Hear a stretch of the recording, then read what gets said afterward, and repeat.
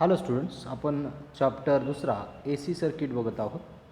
या चॅप्टरमध्ये आपण लास्ट लेक्चरमध्ये ए सी सर्किटमधला रेजिस्टन्स, कॅपॅसिटर आणि इंडक्टर कशा पद्धतीने ॲक्ट होतो हे बघितलेलं आहे. आजच्या लेक्चरमध्ये आपल्याला महत्त्वाचा टॉपिक बघायचा आहे इम्पिडन्स.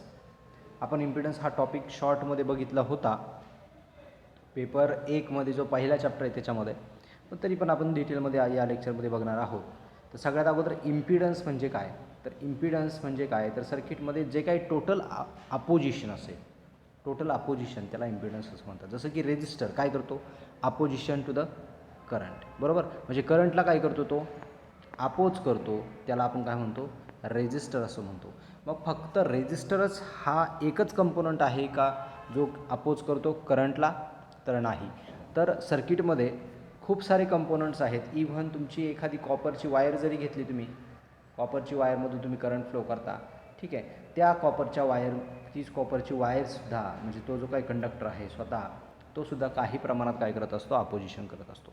मग सर्किटमध्ये तुम्ही कॅपॅसिटर वापरला, आपण पॅसिव्ह कंपोनंटचा विचार करूयात का, कॅपॅसिटर वापरला किंवा इंडक्टर वापरला, रेजिस्टर तर असेलच.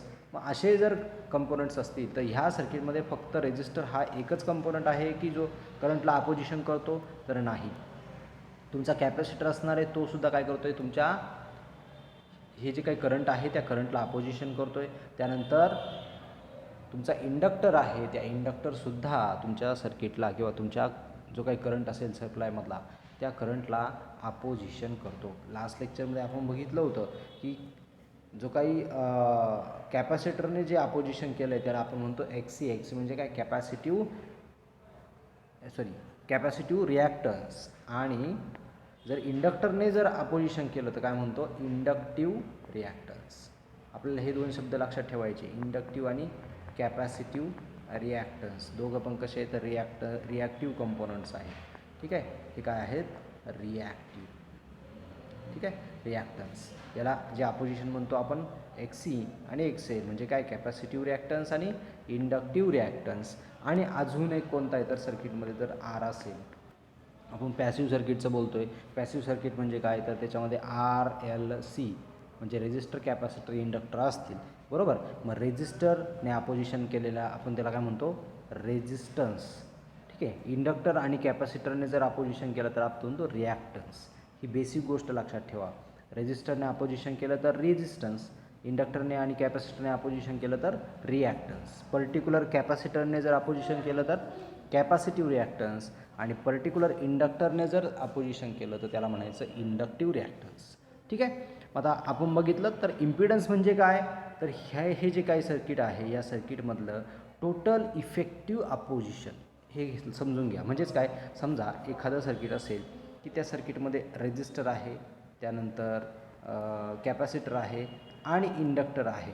समजा आपण असं म्हटलं आर, त्याच्यानंतर इथे एक्स सी आहे, एक्सेल आहे. आपल्याला हे माहिती आहे की आर हा ओममध्ये मोजला जातो, म्हणजे रेजिस्टन्स ओममध्ये, कॅपॅसिटिव्ह रिॲक्टन्ससुद्धा ओममध्ये आणि इंडक्टिव्ह रिॲक्टन्ससुद्धा ओहममध्ये मोजला जातो. म्हणजे इम्पिडन्स म्हणजे असं आहे का सगळ्यांची टोटल, तर नाही. म्हणजे जर असं असेल तर इम्पिडन्सचा फॉर्म्युला काय झाला असता, आर अधिक एक्स सी अधिक एक्सेल. तर तसं नाही आहे, ही गोष्ट लक्षात घ्या. ह्यांची ॲडिशन किंवा यांचं सम म्हणजे इम्पिडन्स नाही.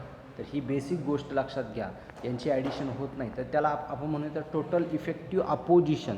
टोटल इफेक्टिव्ह अपोजिशन या शब्दाचा अर्थ काय होतो तेच आपल्याला समजून घ्यायचं आहे. त्याच्यासाठी त्यांनी एक फॉर्म्युला दिलेला आहे बघा, इथे एक फॉर्म्युला दिलेला आहे इम्पिडन्सचा. आपण डायग्रामकडे जाऊयात. बघा, जर सर्किट हे तुमचं सिरीजमध्ये असेल, काय तर सर्किट जर तुमचं सिरीजमध्ये असेल, बघा या ठिकाणी तुमचं सर्किट सिरीजमध्ये म्हणजे काय, तर इथे रेजिस्टर, कॅपॅसिटर आणि इंडक्टर यांच्यामधून एक करंट फ्लो होतो आहे, म्हणजेच हे सर्किट काय आहे, सिरीजमध्ये आहे असं आपण म्हणतो, बरोबर. मग सिरीजमध्ये जर सर्किट असेल तर इम्पिडन्स काय असतो, तर इम्पिडन्स असतो Z is equal to √x² plus r². या ठिकाणी x² जो आहे तो x² म्हणजे काय, तर x म्हणजे या ठिकाणी बघा, x म्हणजे जो आहे तो काय आहे तुमचा XC मायनस XL. ही गोष्ट व्यवस्थित लक्षात ठेवा. x म्हणजे जो आहे तो काय आहे, XC मायनस XL आहे. आणि म्हणून इथे ॲडिशन होत नाही. इंडक्टर अधिक कॅपॅसिटर अधिक रेजिस्टर, त्या ठिकाणी एक्स जो आहे तो काय आहे, एक्स सी मायनस एक्सेल आहे. मग आता एक्स सी मायनस एक्सेल का बरं, एक्स सी मायनस एक्सेल का, त्याचं कारण आहे एक्स सी म्हणजेच कॅपॅसिटिव्ह रिॲक्टन्स आणि इंडक्टिव्ह रिॲक्टन्सची जर तुम्ही व्हेक्टर डायग्राम जर बघितली तर व्हेक्टर डायग्राममध्ये तुम्हाला काय दिसत होतं, तर बघा तुम्ही सगळ्यांनी ही डायग्राम बघितलेली आहे लास्ट लेक्चरमध्ये. डायग्राममध्ये तुम्हाला सगळ्यांना असं दिसत होतं की ते व्ही आणि इथे आय म्हणजे ही काय एक्स सीची डायग्राम आहे. आणि इंडक्टिव्हची जर डायग्राम बघितली तर त्याच्यामध्ये काय दिसत होतं तुम्हाला की या ठिकाणी इंडक्टिव्ह इथे तुमचा आय होता आणि इथे तुमचा व्ही होता. तर ह्या दोन डायग्रामकडे जर तुम्ही नीट बघितलं तर ह्याच्यामध्ये तुम्हाला काय दिसतं, इथे करंट काय आहे, लीड्स आहे. बरोबर, current lead by the 90 degree. बरोबर ना, व्होल्टेजच्या करंट कसा आहे 90 डिग्रीने पुढे आहे. आणि इथं जर बघितलं इंडक्टरमध्ये तर तुम्हाला करंट हा लॅग दिसतोय, म्हणजे व्होल्टेजपेक्षा करंट हा लॅग आहे. किती डिग्रीने, तर 90 डिग्रीने.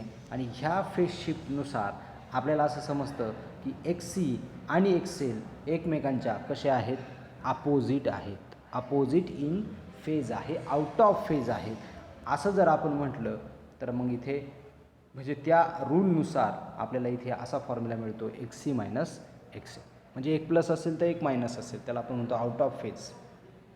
आलं का लक्षात.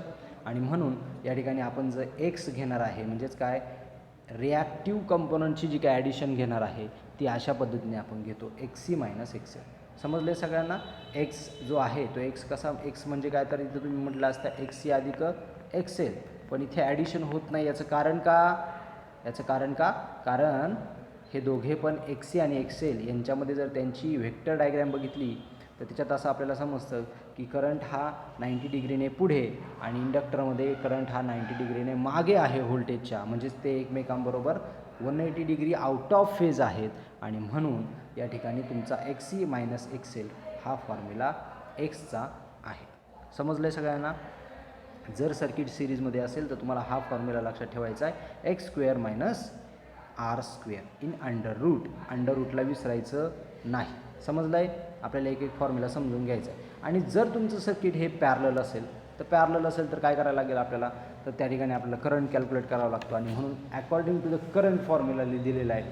म्हणजेच काय, तर पहिला करंट कॅल्क्युलेट करायचा आणि मग झेड कॅल्क्युलेट करायचा. आता जसं आपल्याला सगळ्यांना माहिती आहे बाय द ओम्स लॉ आपण काय करतो, V is equal to I into R.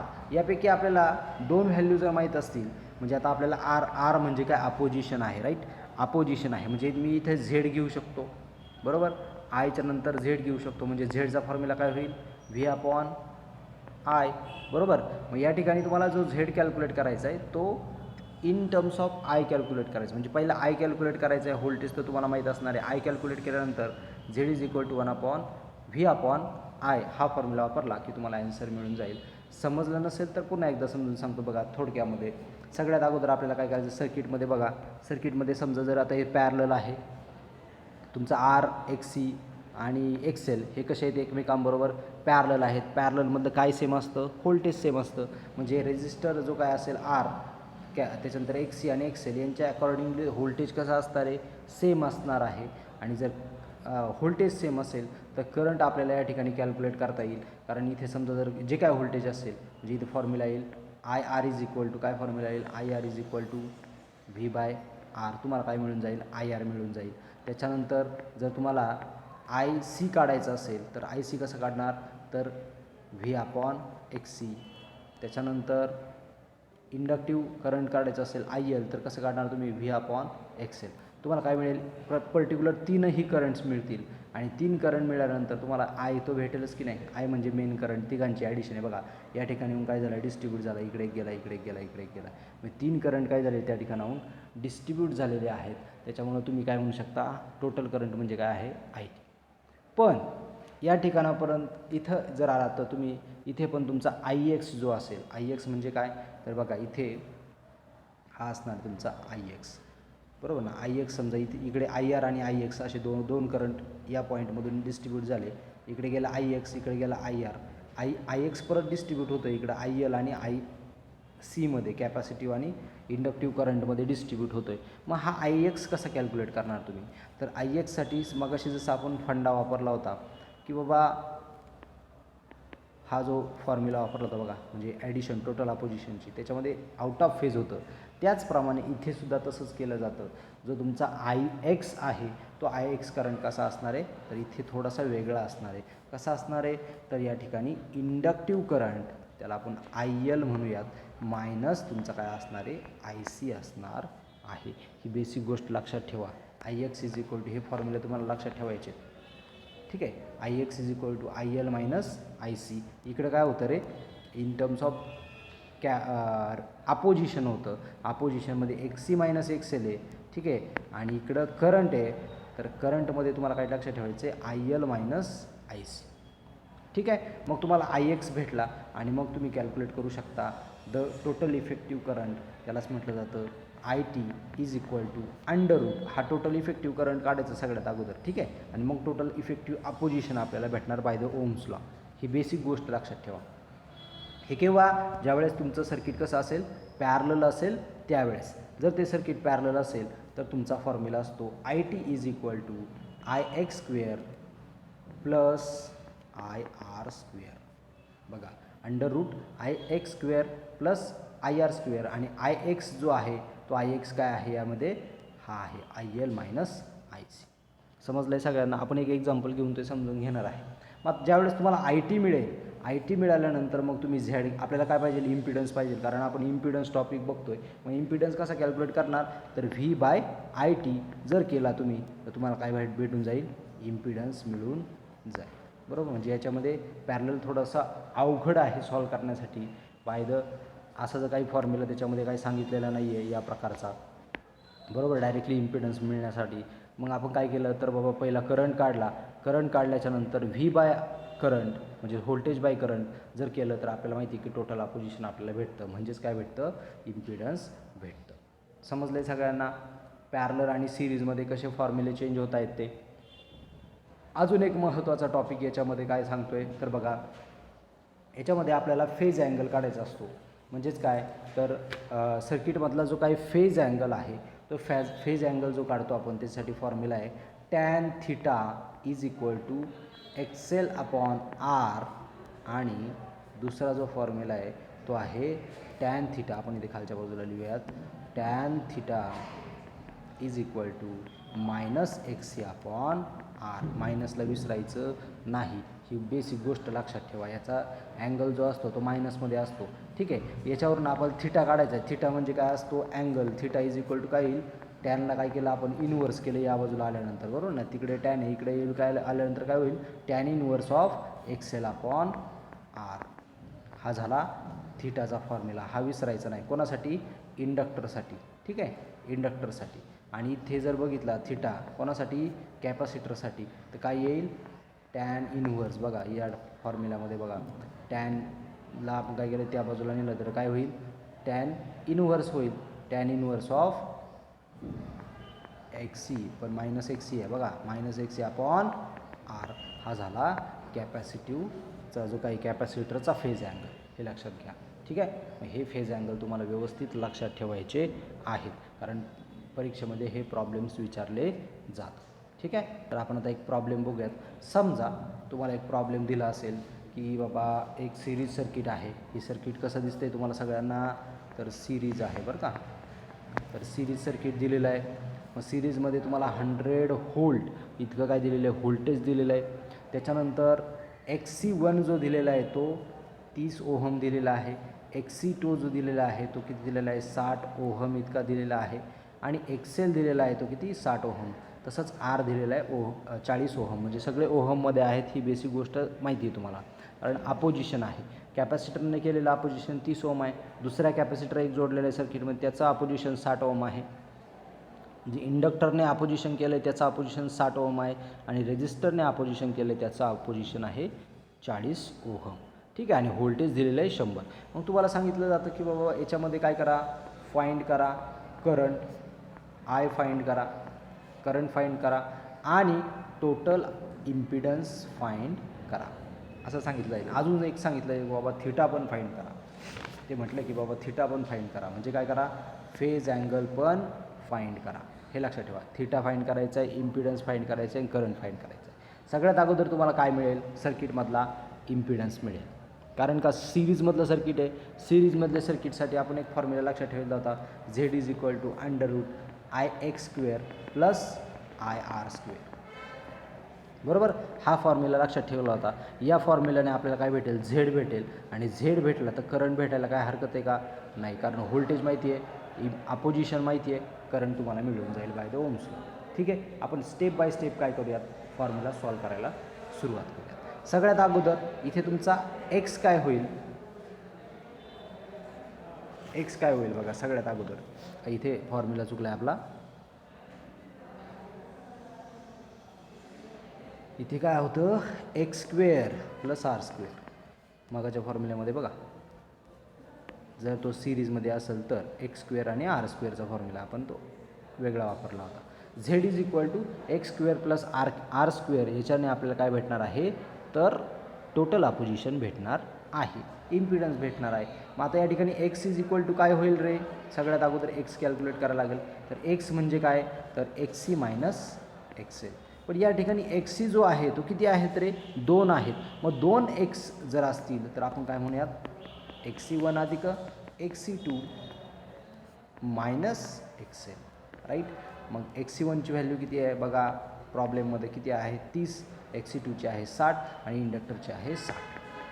त्याच्यामध्ये आपण पुट करूयात 30 अधिक 60 आणि इकडे काय आहे 60 ओहम.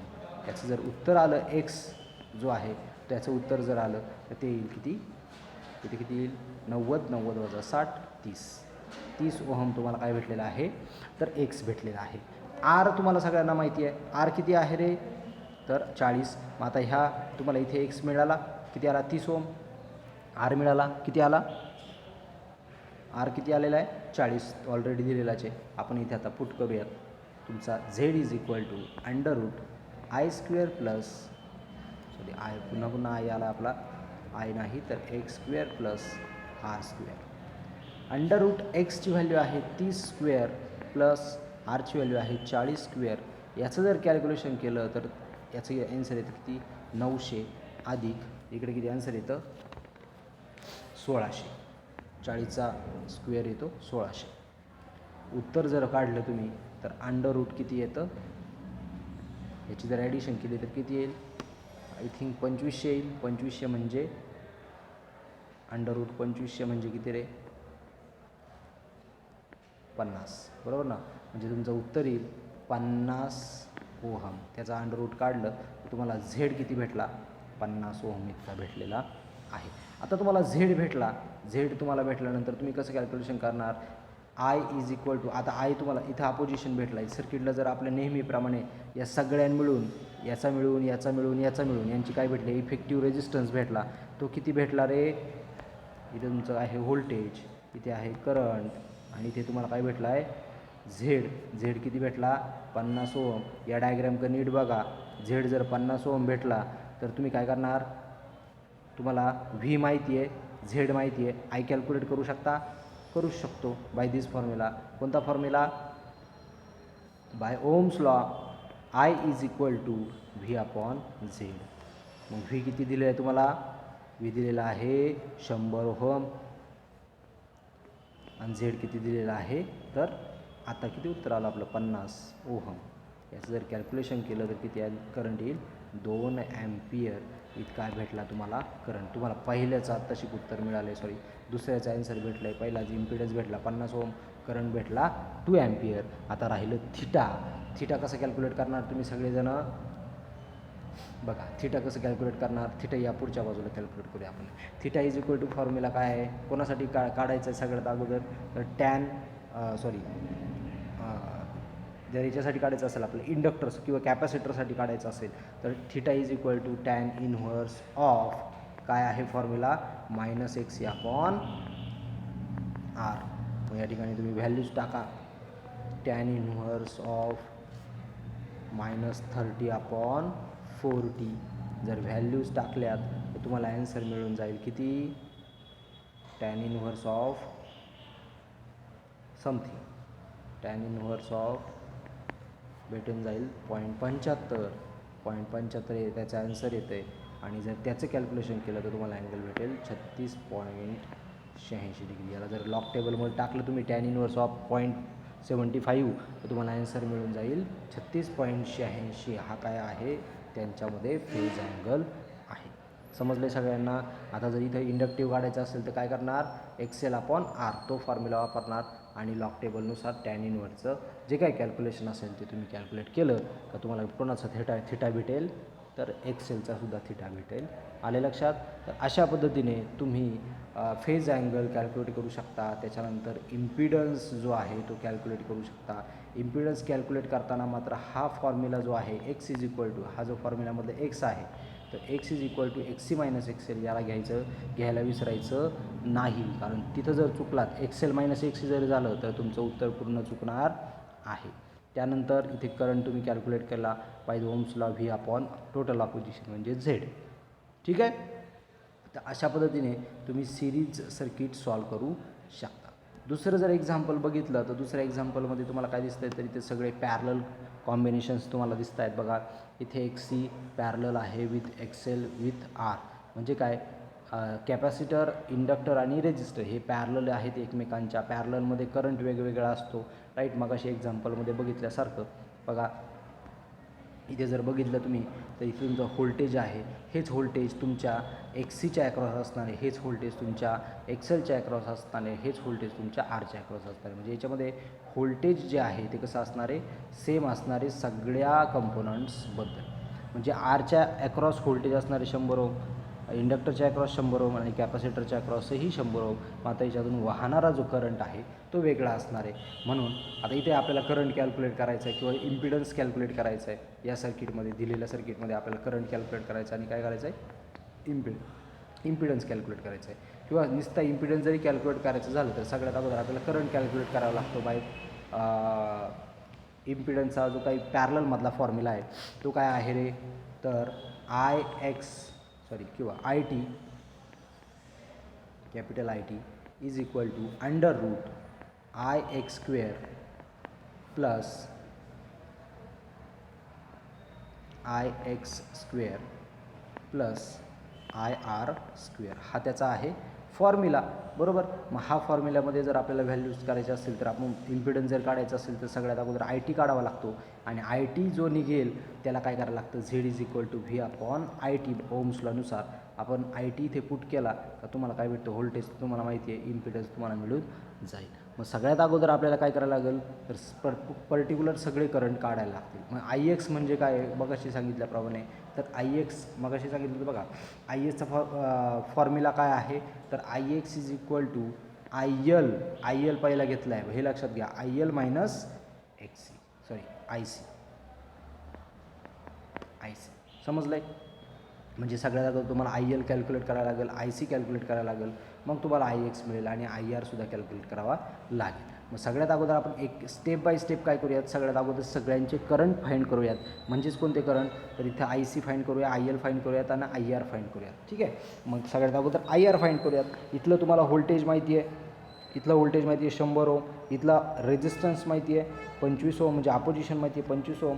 तुम्ही करंट कॅल्क्युलेट करू शकता, बरोबर. बाय ओम्स लॉ काय सांगतो, Ohm's law IR is equal to काय फॉर्म्युला येईल, V अपॉन R, बरोबर.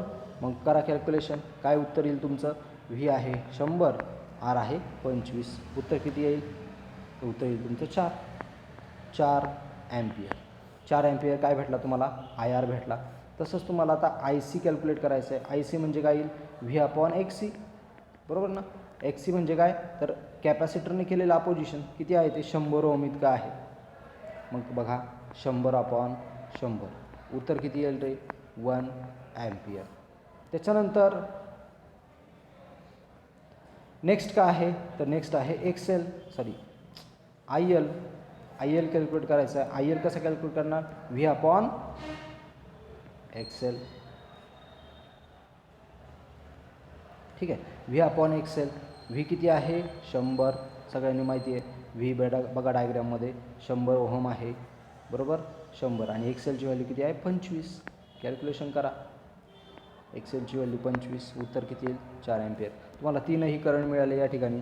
बघा IR भेटला आहे 4 ॲम्पियर, IC भेटला आहे 1 ॲम्पियर, IL भेटला आहे एक 4 ॲम्पियर, बरोबर. म्हणजे इथे तुम्हाला तीनही करंट भेटले. आता तुम्हाला काय हरकत नाही या फॉर्म्युल्यामध्ये आणि या फॉर्म्युल्यामध्ये टाकायला. आता तुम्ही सगळ्यात अगोदर IX कॅल्क्युलेट करून घेणार. IX म्हणजे टोटल करंट आहे. कोणाचा करंट? तर कॅपॅसिटर आणि इंडक्टरचा मिळून जो करंट तयार होतो त्याला आपण IX म्हणतो, राईट. IXचा फॉर्म्युला काय? IL मायनस IC, बरोबर. IL मायनस IC जर केलं तुम्ही तर तुम्हाला काय भेटेल? IX भेटेल. मग IL किती आहे? 4 ॲम्पियर. IC किती आहे? 1 ॲम्पियर. उत्तर किती आलं याचं? 3 ॲम्पियर. तुम्हाला काय भेटला? IX भेटला. 3 ॲम्पियर तुम्हाला करंट भेटला आहे. IX माहिती आहे आपल्याला, IR माहिती आहे, 4 करंट आहे बघा इकडं. IR माहिती आहे, IX माहिती आहे, IT तुम्ही कॅल्क्युलेट करू शकता. ठीक आहे. मग फॉर्म्युलामध्ये व्हॅल्यू टाका. IT is equal to √IX² plus IR². Values टाका. IX किती आहे? 3² प्लस IR² किती आहे? 4². याचं जर कॅल्क्युलेशन केलं तर तुम्हाला उत्तर किती मिळेल? शेवटला 5 ॲम्पियर. बघा आयचा 3² आणि इकडे किती 16 येईल. 16 आणि 9 25 अंडर रूट जर काढला तर याचं उत्तर येतं 5. म्हणजे तुमचा IT किती आला? 5 ॲम्पियर इतका भेटलेला आहे. बाय द ओम्स लॉ काय सांगतो? Z is equal to V upon IT. म्हणजेच काय? तर resistance is equal to voltage upon current. हा फॉर्म्युला आपल्याला माहिती आहे. रेजिस्टन्स म्हणजे इथे अपोजिशन आपण घेतलेला आहे. इथे व्हॅल्यूज टाका तुम्ही. व्होल्टेजची व्हॅल्यू आहे, व्होल्टेज आहे 100 ओम, मग कशीच बघितलं आपण, डिवायडेड बाय IT किती आला? 5 ॲम्पियर. तुम्हाला किती भेटेल अपोजिशन? 20 ओहम. हे काय भेटलं तुम्हाला? झेड तुम्हाला कॅल्क्युलेट करता आला बाय युजिंग पॅरलल फॉर्म्युला. समजले सगळ्यांना? तर अशा प्रकारे आपण पॅरलल जो पद्धत आहे त्या पॅरलल पद्धतीनुसार सुद्धा इम्पिडन्स कॅल्क्युलेट करू शकतो, करंट कॅल्क्युलेट करू शकतो, आणि सिरीज पद्धतीनुसार सुद्धा आपण करंट आणि इम्पिडन्स कॅल्क्युलेट करू शकतो. त्यासाठी मात्र हे 2 फॉर्म्युले लक्षात असणं गरजेचं आहे. सिरीजसाठी Z is equal to X² plus R² आणि पॅरललसाठी तुमचा जो फॉर्म्युला आहे तो काय आहे? IT इज इक्वल टू सगळ्यात आपण करंट काढतो. IT is equal to IX² plus IR². हे दोघं पण कसे आहेत? अंडर रूटमध्ये आहेत. आणि मग बाय ओम्स लॉ आपण काय करतो? इथे Z is equal to V आपण IT जर काढला तर इथे तुम्हाला इम्पिडन्स मिळून जातो. तर अशा प्रकारे वेगवेगळे एक्झाम्पल्स किंवा वेगवेगळ्या टेक्निक्सने आपण इम्पिडन्स कॅल्क्युलेट करू शकतो. समजलं आहे सगळ्यांना? ठीक आहे. तर इथे आपला इम्पिडन्स हा टॉपिक संपलेला आहे.